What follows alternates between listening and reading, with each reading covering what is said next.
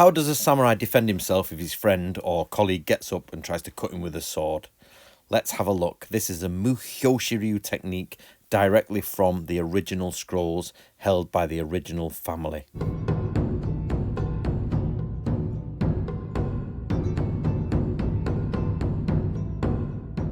Let me introduce Natoryu member Neil Hurst on the right.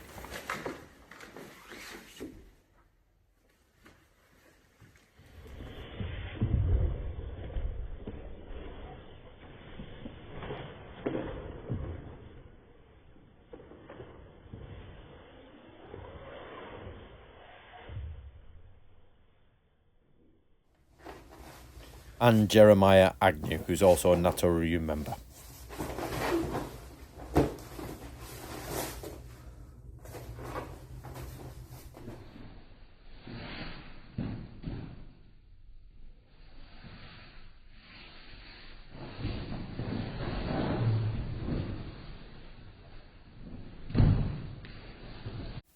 And next, of course, is Krista Jacobson, who's going to show us her version from Kansas City. Muhyoshiryu.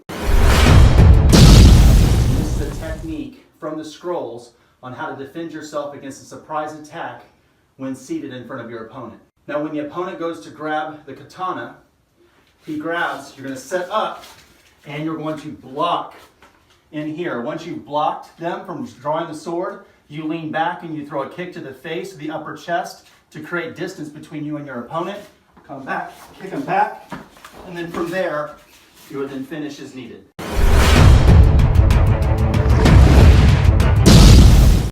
And then what I'm going to do is talk over Nick and his students in Richmond Dojo who've been testing this for me. Now, what I want to show you here is where we started, and then you'll know where we finished. Now, this scroll comes from the Hagihara collection. It's never been seen before. It's not out there anywhere.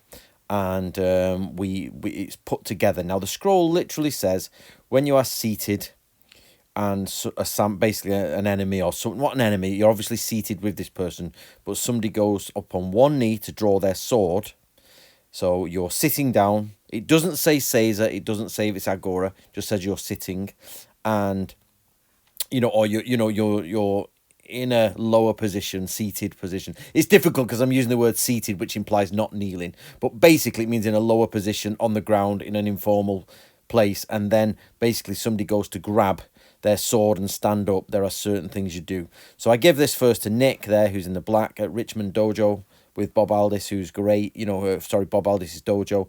And basically I got him to try it because my fault, I assumed it would be from Seiza because, stupid me, automatically we think of Seiza when we think of Iaido. But these are early Sengoku period teachings. They most likely would not sit in Seiza with each other. And we tried it. I had Krista try it. And it was really a little bit difficult.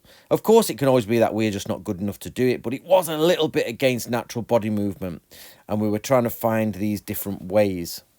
So it dawned on me that no, they would probably be sat in Agora and the sword would not be in their belt. The sword would be at the side. So it's through my good friends around the world who are doing this research with me that I can bring it to you. The finished research will be presented in a documentary in a few years when we have done it all. And we've been back to Japan to see the original family, and we've been back to Japan to see everybody. And then we've been to film, most likely in Spain, or we'll film these in this dojo here in America. I don't know yet. We've got to work all that out. But first, we've got to get the system put together. So this is what we're looking for. So as you can see, the guys had trouble there because getting up from your knees to spin over to kick someone in the face doesn't work.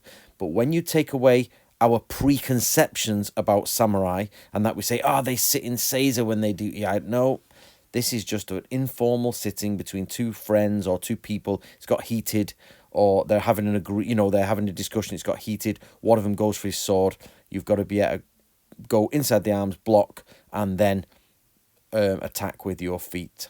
So there you go, guys. Let me know what you think in the comments below, and do subscribe. And if you enjoy this, you too can be on these videos. Just let me know if you've got a dojo you can set up a little bit, and you can start filming this as well. As close as we're going to get to original teachings, guys. This is Muhyoshiryu from the family bloodline.